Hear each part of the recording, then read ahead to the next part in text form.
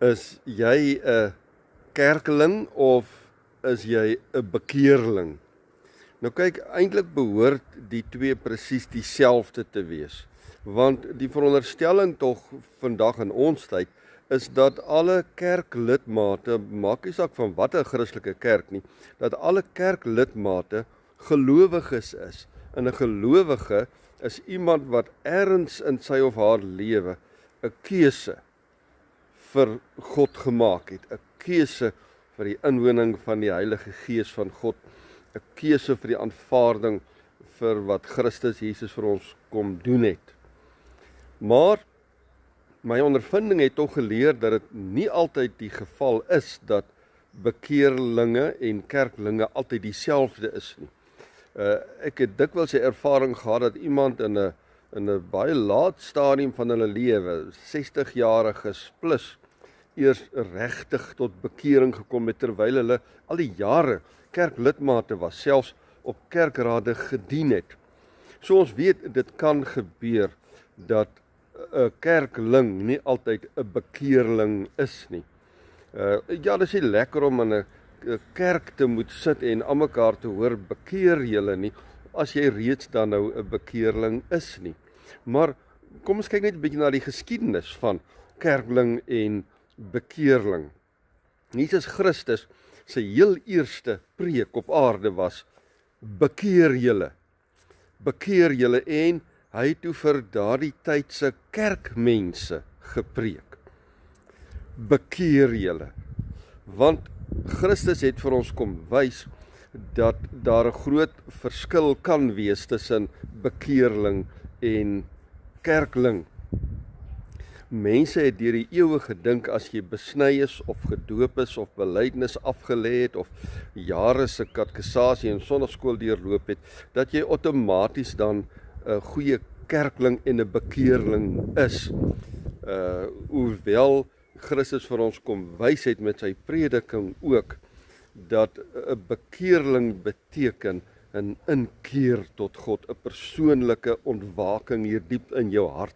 Hy het dit ook op 'n stadium die wedergeboorte genoem, waar jy uit water en gees gebore word. Jy sal nooit die hemel ingaan nie. Nikodemus het hy gesê, as jy nie weergebore word nie, as die gees van God jou nie van binnekant af kom nuut maak nie. Daarom wat ek jou vandag vra, is jy 'n bekeerling of 'n kerkling? Dit is niks verkeerd om vir jare in 'n kerk te behoort nie. Maar tog lyk dit vir my dat jy 'n bekeerling kan wees sonder om ooit 'n kerkling te word, sonder om ooit aan te sluit by 'n spesifieke kerk.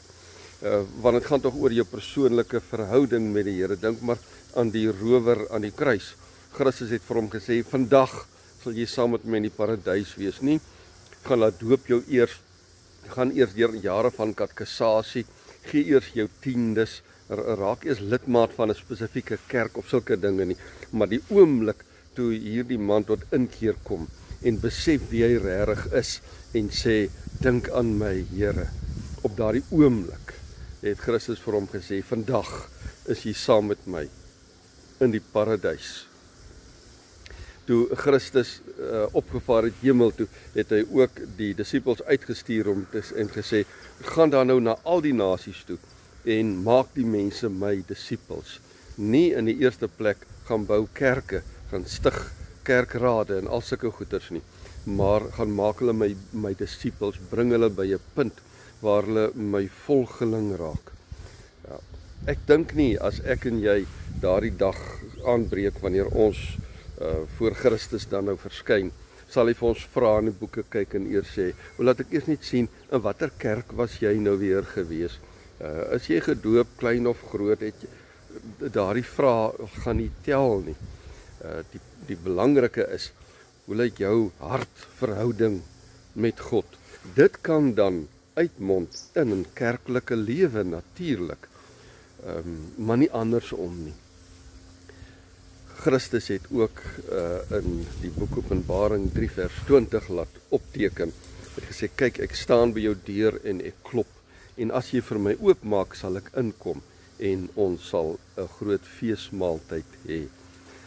So om dan werklik waar bekeerling te word, is om te weet, Christus het aan my hart kom klop, verskillende maniere, verskillende kere, hoeveel kere dalk, en ek het oopgemaak, en hy het ingekom, ongeag of ek dan in 'n kerk behoort het of nie.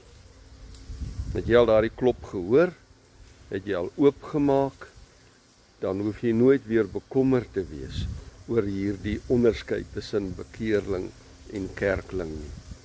Jou basiese sekerheid en vrede kry jy wanneer jy Christus Jesus laat inkom, met die deur oopgemaak het en hy jou lewe van binnekant af omver kom gooi het, op nuut kom maak het, lig ingebring het. Mag die Here se kloppe nooit by jou ore verbygaan nie. Elke dag kom klop hy, miskien om ander dele van jou lewe in besit te kom neem. Elke dag kom klop hy, nie om vir die eerste keer in te kom nie, maar dat jy dalk nog kamers wat jy toehou, sal oopmaak, sodat God alles in jou kan word en alles uit jou kan laat uitstraal.